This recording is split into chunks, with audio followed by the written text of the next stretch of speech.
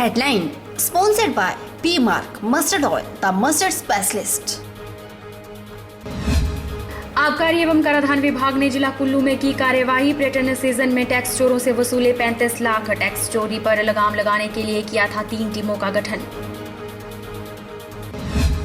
बरवाड़ा के करीब ड्राइवर समेत सतलुज नदी में गिरा ट्रक। जिला प्रशासन ने रेस्क्यू के लिए सुंदरनगर से बुलाई गोताखोर और फायर ब्रिगेड की टीम। रेस्क्यू ऑपरेशन जारी। भाजपा नेता मनोज चड्ढा विधानसभा चुनाव को लेकर हुए सक्रिय। घर घर जाकर केंद्र सरकार की नीतियों और उपलब्धियों की लोगों को दे रहे जानकारी।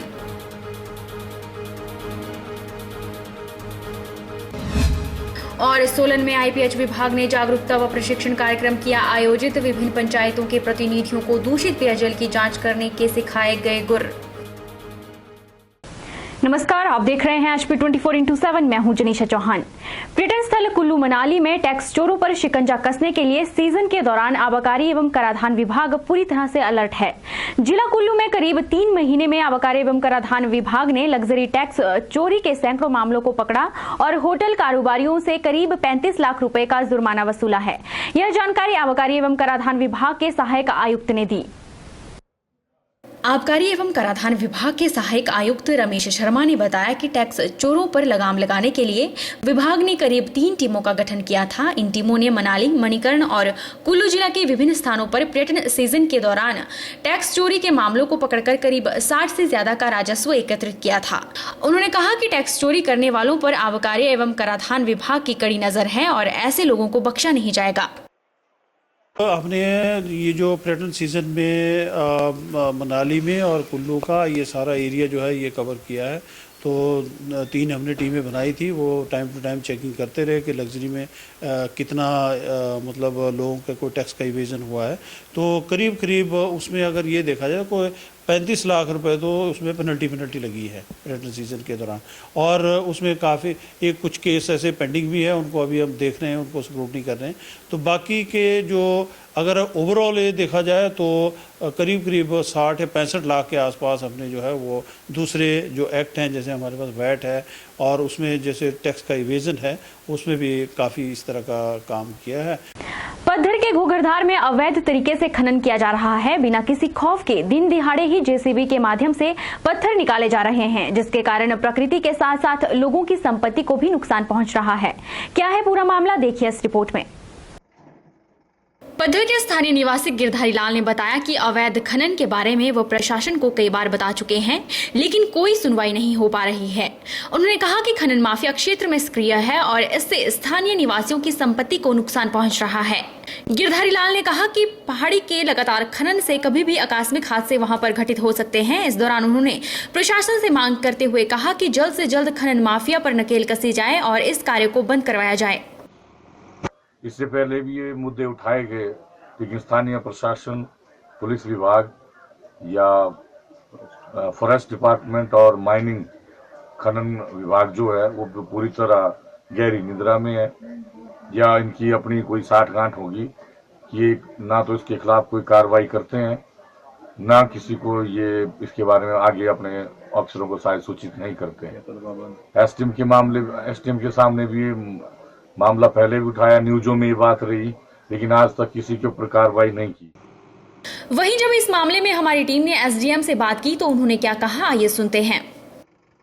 आपको ये विश्वास दिलाना चाहूँगा कि अभी इसी मोमेंट में मैं पुलिस को इंस्ट्रक्शन देने वाला हूँ कि इस टाइप की जो भी कार्रवाई, क्योंकि हमारे पहले भी हमें 3-4 महीने पहले इस चीज़ के बारे में बताया गया था। उसके बाद पुलिस ने रेगुलर इसके बारे में चेक करना शुरू कर दिया था और 1-2 टिपर्स भी पकड़े थे। उसके बाद अब जो आपने नई चीज रोशनी में लाई है कि ये ड्यूटी टाइम्स के बाद में 5 बजे के बाद ये जेसीबी लग रही है और अवैध खनन हो रहा है, तो पुलिस को इंस्ट्रक्शन दे दी जाएगी जरूरी कार्रवाई करने के लिए। चंडीगढ़ मनाली नेशनल हाईवे पर बिलासपुर के बरमाणा से करीब 1 किलोमीटर आगे एक कैंटर ट्रक ड्राइवर समेत सड़क से सतलुज में जा गिरा। यह हादसा सुबह के समय हुआ। बताया जा रहा है कि यह कैंटर ट्रक मंडी की ओर से आ रहा था और बरमाणा और सलापड़ के बीच एक ट्रक को टक्कर मारकर सीधा सतलुज में जा गिरा। सतलुज नदी में गिरने के बाद ट्रक पानी में समा गया है। वहीं इन दिनों पानी का भराव होने से ट्रक का पता नहीं चल पा रहा है।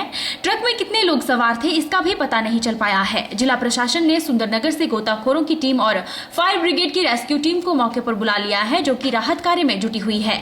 बता दें कि इसी जगह पर पहले भी कई ट्रक पानी में समा चुके हैं, जिनका आज तक कोई पता नहीं चल पाया है।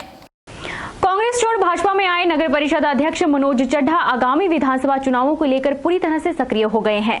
ज्यों-ज्यों विधानसभा चुनाव नजदीक आ रहे हैं, मनोज चड्ढा डलहौजी विधानसभा क्षेत्र में खासकर दूर दराज के ग्रामीण इलाकों में सक्रियता बढ़ा रहे हैं और दूर दराज क्षेत्रों में कई कार्यक्रम कर रहे हैं। 3 बार लगातार नगर परिषद डलहौजी के अध्यक्ष बनने वाले मनोज चड्ढा टिकट के लिए हाईकमान की नजर में नंबर बनाने के लिए कांग्रेस मुक्त डलहौजी करने व केंद्र सरकार की उपलब्धियों को लेकर खराब मौसम की भी परवाह किए बगैर दुर्गम व संकरे रास्तों से कई किलोमीटर पैदल चलकर गांव-गांव घूम रहे हैं और इन दुर्गम इलाकों के लोग जो मूलभूत सुविधाओं से भी वंचित हैं, उन मुद्दों को उठा रहे हैं और ज्यादा से ज्यादा लोगों को भाजपा में शामिल करने की कोशिश कर रहे हैं। भाजपा कार्यकर्ताओं को एकजुट कर रहे हैं। इस अवसर पर मनोज चड्ढा ने कहा कि हिमाचल में इस बार बीजेपी की लहर होगी और डलहौजी में भी उनकी पार्टी यहां से जीत दर्ज करवाएगी। डलहौजी विधानसभा क्षेत्र एक ऐसा अजीब सा क्षेत्र बन गया है जहां पर जब विधानसभा के चुनाव होते हैं तो हमारा मार्जिन 250, 300, 400, 2000 भी हारे थे 7800, और जब लोकसभा के चुनाव होते हैं तो माननीय शांता कुमार जी 6 महीने के अंतरकाल में यहाँ से 9800 वोटों की लीड। और मोदी जी का तो नारा ही है, सबका साथ सबका साथ सबका विकास। बता दें कि इस बैठक के दौरान भाजपा के कार्यकर्ताओं ने केंद्र सरकार की कल्याणकारी योजनाओं की उपलब्धियों को आम लोगों तक पहुंचाने का संकल्प लिया।